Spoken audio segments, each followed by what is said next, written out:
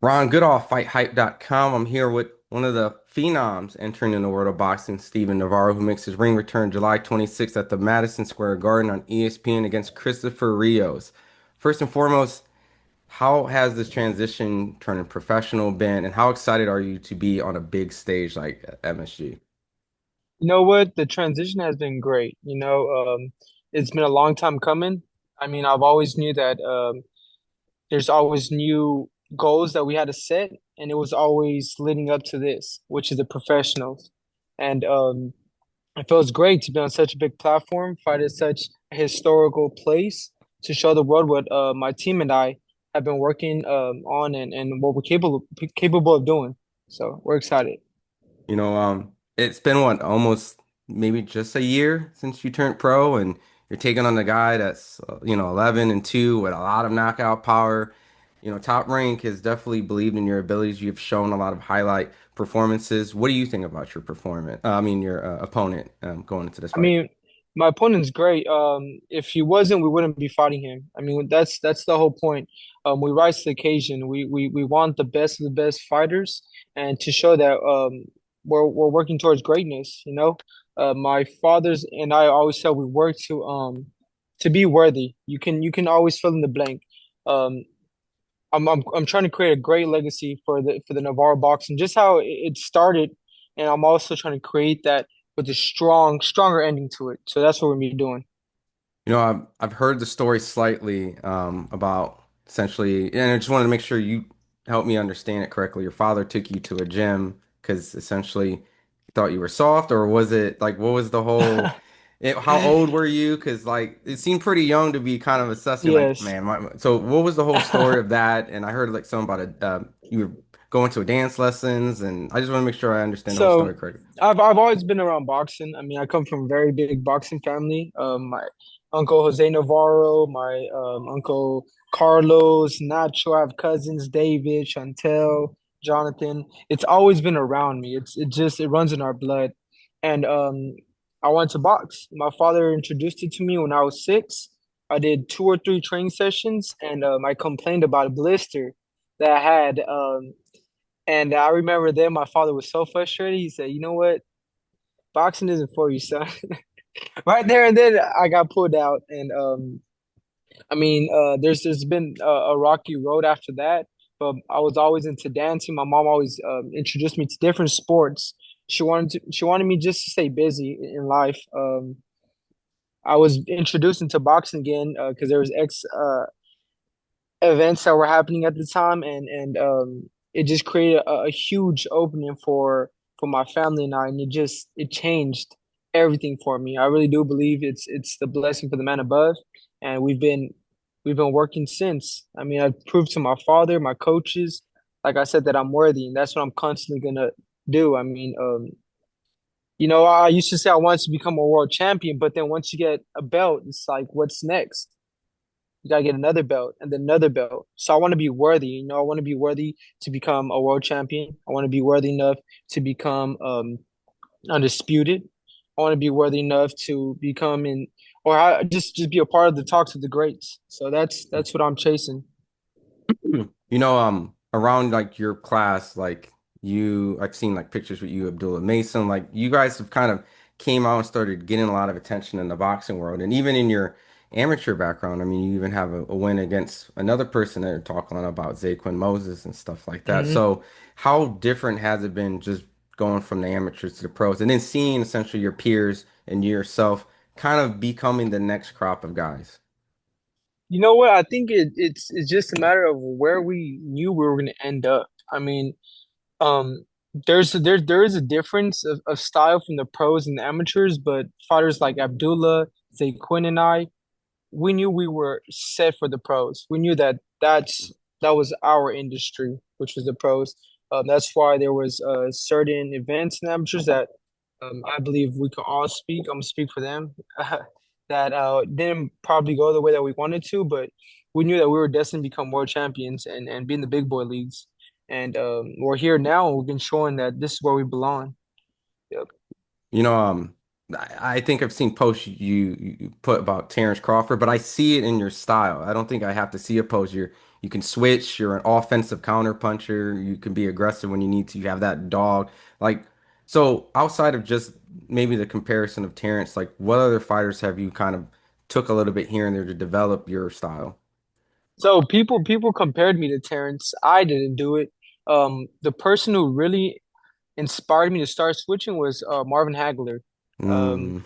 it's that's that old school boxing. I've always been a fan of that. I've always thought old school boxing beats new school. Um, but yeah, I've always loved the way he fought. I tried taking pieces of every fighter, whether it was the footwork of Sugar Ray Leonard, the speed of Pacquiao, the power of Salvador Sanchez. I'm a student of the game, so I live this, I breathe it, I study it, and yeah. You've probably gained 1,000 more hardcore boxing nerd guys just by that, by all of that, everything you said. So, really excited to see, where your career goes. And but it seems like if you really dig into your social media, like you've already kind of been everywhere, but you just haven't on the pro scene. Like I've seen pictures you with Inoue and Nakatani recently. Like, did you spar guys like them already? Like, Yes, yes. both of them? You know what?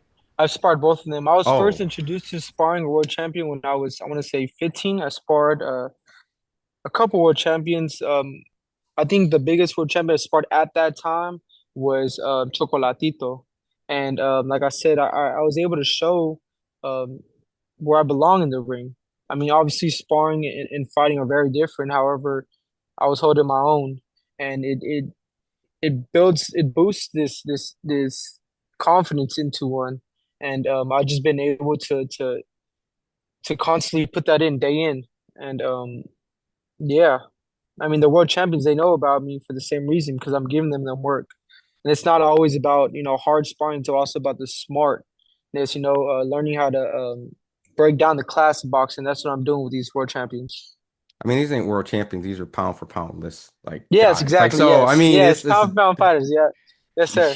huge difference. And so, but to kind of, I guess, nerd out for a second, right? Because a lot of the American public nerds out in some of the bigger weight classes, but you sparred Inoue and Nakatani, right? I mean, you could be politically correct. You can be on the fence, right? If you want to just say how you think the fight goes without a winner, but can you just give me just a sneak peek of what on earth could an Inoue Nakatani fight could even play out since you've worked with two of the pound for pound, maybe future legends of Japan? Um, it's not going all rounds. I'll tell you that. Somebody's going down, and I think the fight will for sure be stopped. Um, Out of respect for both sides of the teams, I'm not gonna say who I think win, but I know the fight won't go all 12 rounds. Since you're like a history buff, is there a fight you can at least compare it to? Because I've heard a lot of comparisons of what the fight could be. Is there one that sticks out since I feel like you're an Uh, encyclopedia on the low? Like I feel like you got some fights in your noggin. um, and I do have a fight in mind, but I'd say Hitman Hagler. Oh wow. Okay. Enough said. Enough said, man. With that, I think you're gonna probably garner a lot of Japanese fans, right? I think even looking through the rankings, you're gonna have to go through a lot of Japanese fighters. Would Of you course, yes. entertain the idea of going to Japan? It seems like Top Rank Japan has been well Yes. connected. So, I mean, how does that sound? I mean, I'm ready for it. I mean, I've always told people my home's in the ring, so it could be in Japan, it could be in Hawaii, it could be in my garage. But yes, I'd love to fight in Japan. My uncles fought there. There's a lot of history with the Navarros, and let's do it. I'd be more than happy to go. Do you get some sort of inspiration? Because when I talked to Norman, like he like Naruto and Dragon Ball Z kind of Oh channel that. yes, Is there somewhere along that you yes. channel too? If so, like So I do love anime. I watch a lot of One Piece. I've watched Demon Slayer. I've watched let me think what else. Hunter x Hunter, but a lot of people say that's not really anime, but it's underrated. yeah, it's underrated. Yeah, I mean I love it. That plays a huge influence on me. I think growing up, it just, especially like Vegeta, Goku, it's always implanted. Like no matter what I watch, it's hard work. It's hard Mhm. work, and it shows when you put in the hard work. whether it's in the ring, your physique, etc. And I've always just soaked that in since a kid. Awesome. My last final two questions is, I'm sure you've probably been asked, it's just the amateurs, right? But it seems like there's a person that got signed to another big promotional company, something that I could see both guys and going through the political route, this side, that side. But I know you and Jordan Fuentes, fought in amateurs and very close. Okay. I'm sure you've heard this many times. Would you want to get that in the professional? Would you want to avenge that? You know what? I'm chasing greatness. If Hmm. he's in my way, if he has a belt, let's do it. I'm not chasing opponents. I'm Hmm. here for something greater. Just don't get in my way. That's it. Do you see yourself potentially in him? Just because you have the eye of talent, like you said, like you knew Moses and Mason. Hmm.